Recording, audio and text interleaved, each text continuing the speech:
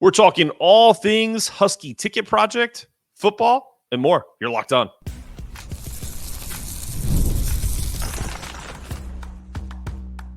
You are Locked On UConn, your daily podcast on the UConn Huskies, part of the Locked On Podcast Network, your team every day.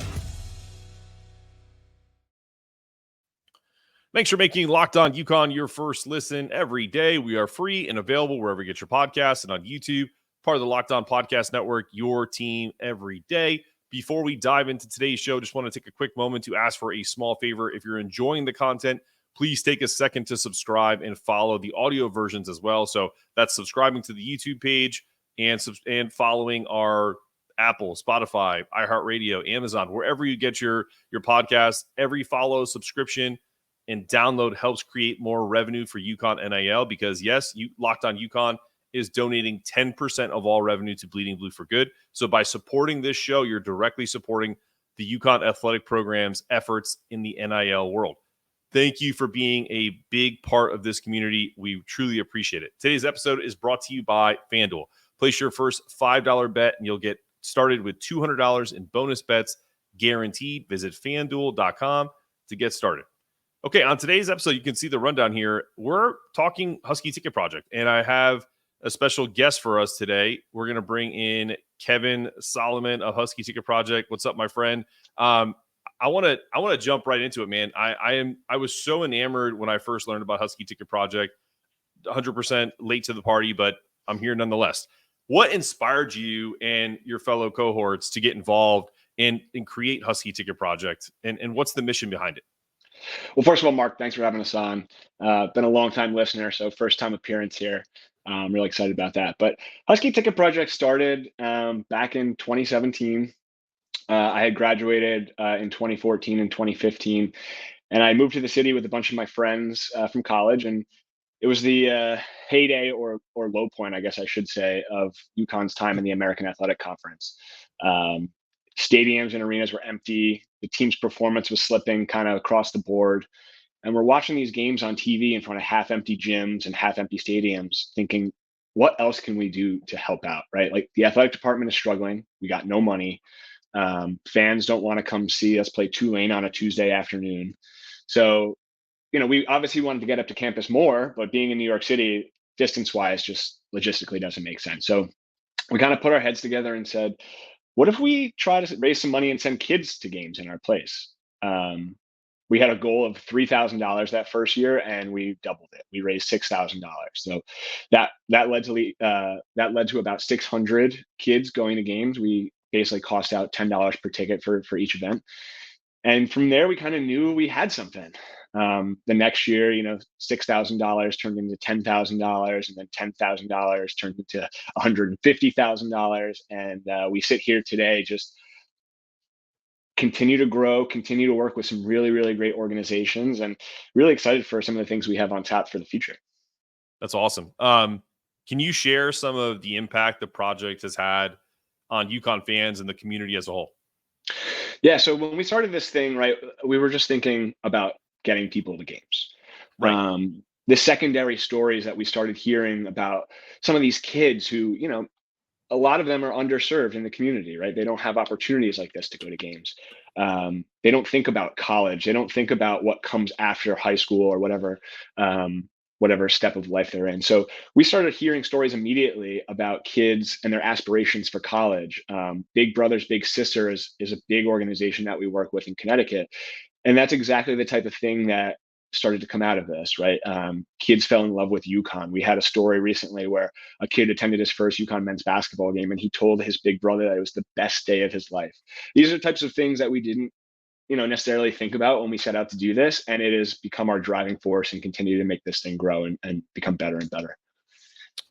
Well, I wasn't gonna surprise you with something, but I am going to here, and I'm not doing this for anything other than I love the organization and what you guys do so much. I donate 10% of my revenue to Bleeding Blue for Good, but I'd also like to start donating 10% of our revenue to Husky Ticket Project, 100%, because every month I'm going to send a donation. So if you're listening to this and you love UConn Athletics, start telling your friends to download the show, subscribe to it, because that only helps us, and it'll end up helping both NIL and Husky Ticket Project, because you guys have helped the organization I grew up in. I was at the Meriden Boys and Girls Club. One of my mentors, and then ended up being a basketball coach of mine in high school. Donnie Mileto was the director, and Tex this I forget his last name, but he recently just passed away. So it really touches me that you're doing this, and I want to do everything I can to help. Well, we really appreciate that, Mark. And, every dollar goes such a long way. And, like I said, every $10 basically sends one kid to a future UConn game. And that, that might not seem like a lot of money. But when we're able to, accumulate enough, we're about to surpass 15,000 kids to games since our inception in 2017. So, it goes so far, and a grassroots fundraising effort has really been, the basis for our brand building. Especially during COVID, we were able to, raise 150,000 on a hot sauce challenge that culminated with a lot of famous people taking shots of hot sauce for charity. So every dollar counts. And again, thank you so much. That's a very generous offer. No, don't mention it. It just seems like the right thing to do, right time.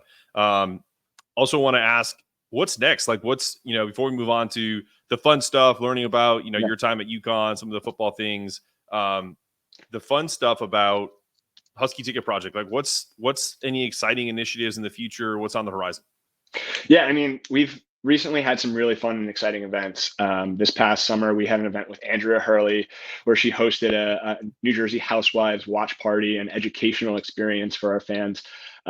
We had some players show up to that. It was really fun, and it was hosted at the Mark Twain House. So we want to thank them for donating that space to us. But events like that, we continue to strive to make better and do more of.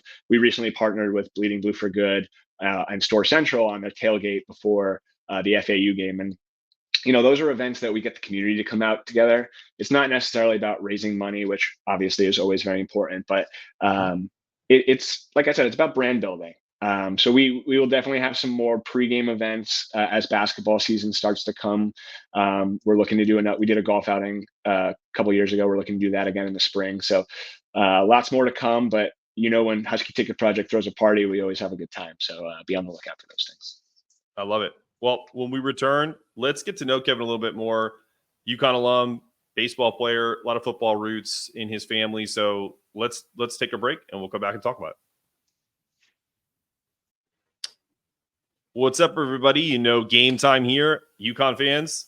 What a season it's been for football. So, and we know that it's a bye week this week, but now it's the perfect time to secure your tickets for next Saturday, October 19th, as the Huskies take on the Demon Deacons of Wake Forest in a nationally televised showdown. Kickoff is at noon, and with all the excitement around campus, this is a game you just don't want to miss.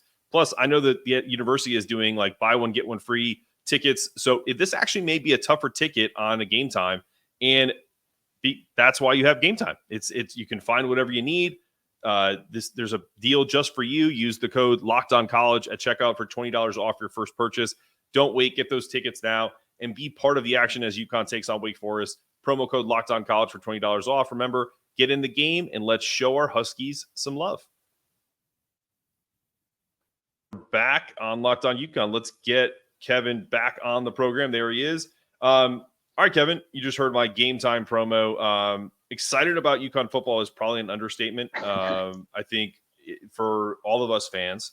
And I'll be honest with you, when I started doing the podcast, even my producing staff at Locked On was like, maybe don't do football, because that was pre-season. That was like in, I would say, when all this stuff is getting ramped up, whether it's like the Auburn show or the SEC schools, like all that stuff. That was literally what they told me. And I said, I'm going to do it. I'm going to do a little bit of football because I don't want to skip over such a huge part of what makes UConn great. Like the opportunity to go to the Rent, to have a football team that is potentially, and now we know, competent and now excelling. Talk about like what this feels like for you. And I asked Dave Benedict this about is it validating? Is that a good word? Do you feel like it's more of that? Like, I'm curious, what you've been a season ticket holder since 2014. What does it feel like for you?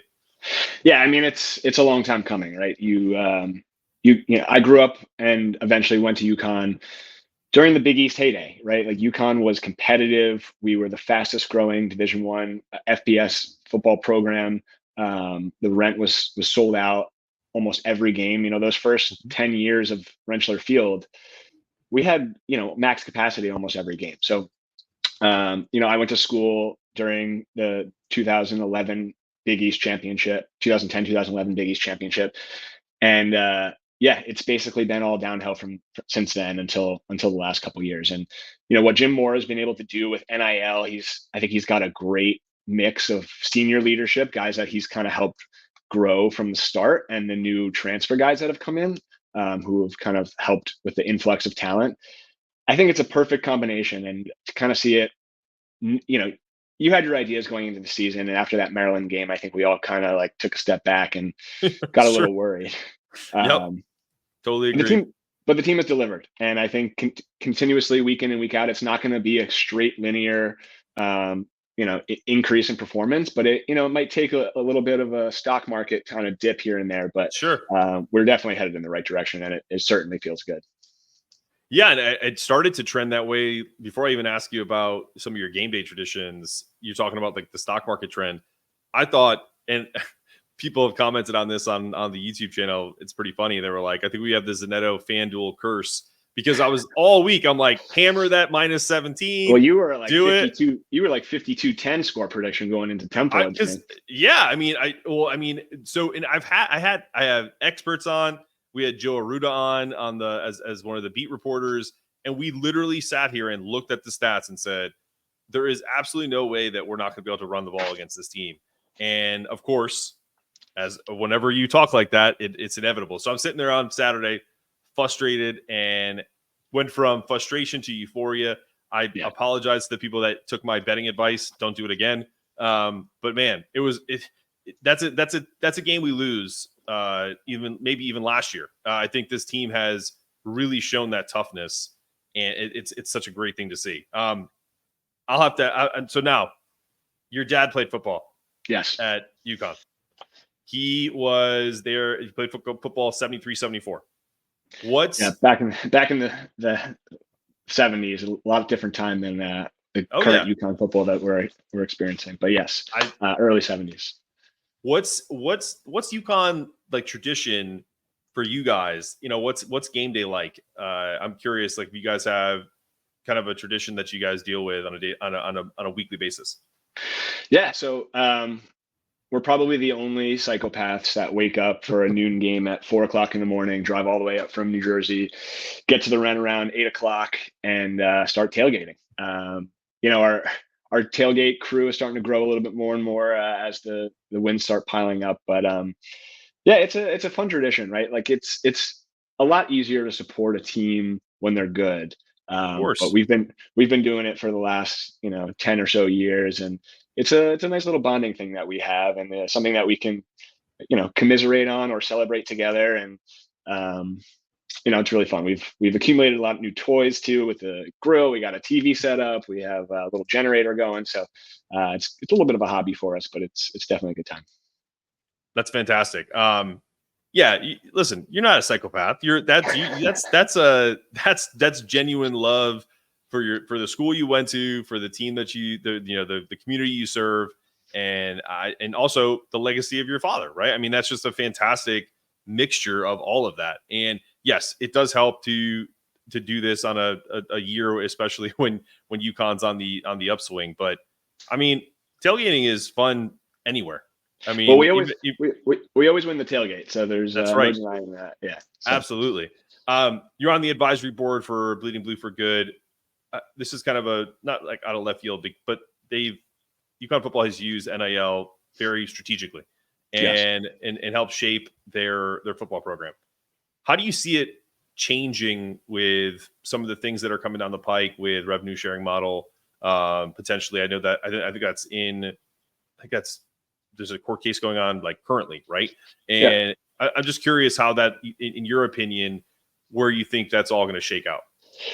Well, it's hard to say exactly, but I do think for the first couple of years of NIL, it's completely fallen on the fan base to support, right?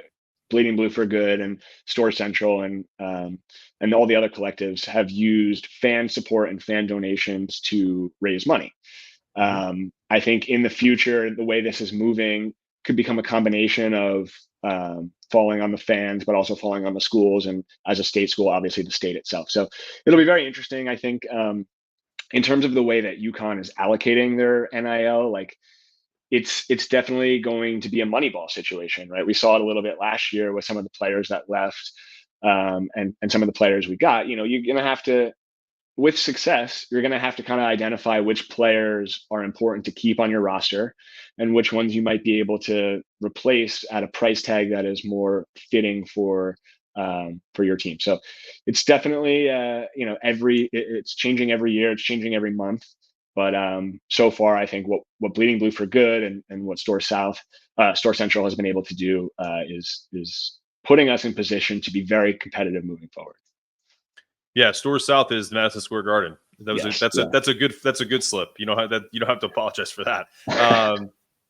Before we get into some silly stuff in the next segment, how do you feel like your baseball career fuels your love for UConn? Obviously going there.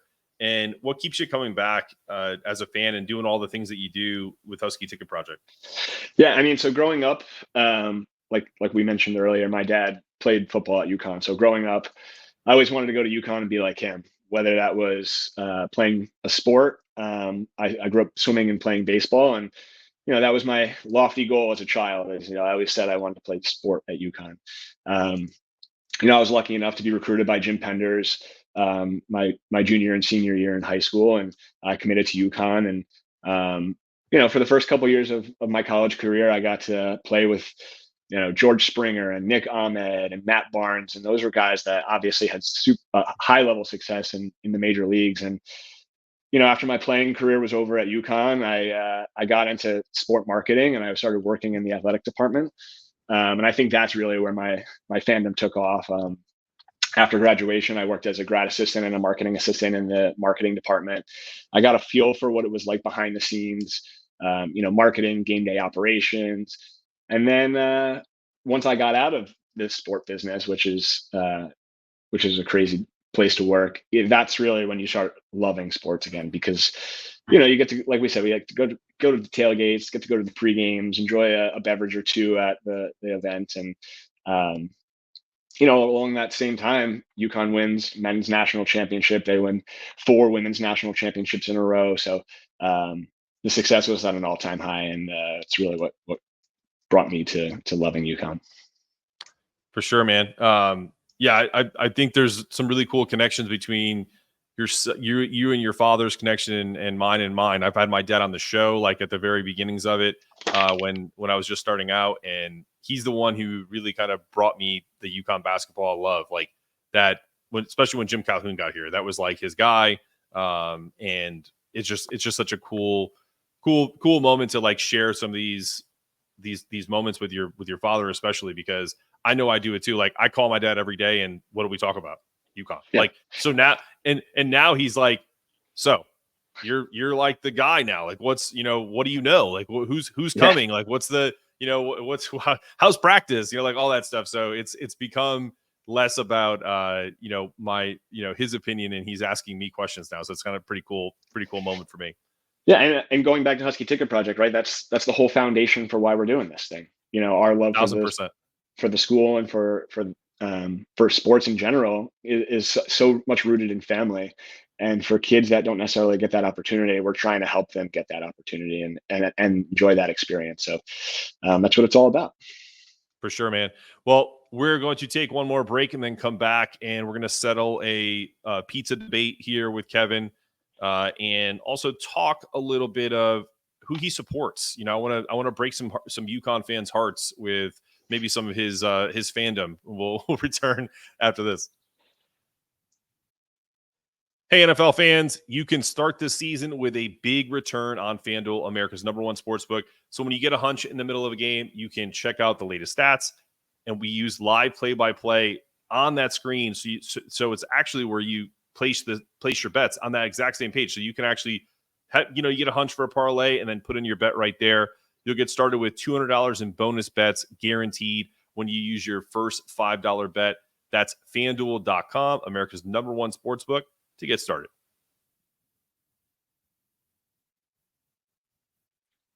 All right, we're back with Kevin Solomon of Husky Ticket Project. All right, Kevin, this is a fun segment because we've already talked about the incredible nature in which you guys do things for Husky Ticket Project, your love of UConn football, your baseball playing days. But we need to get down to the nitty gritty.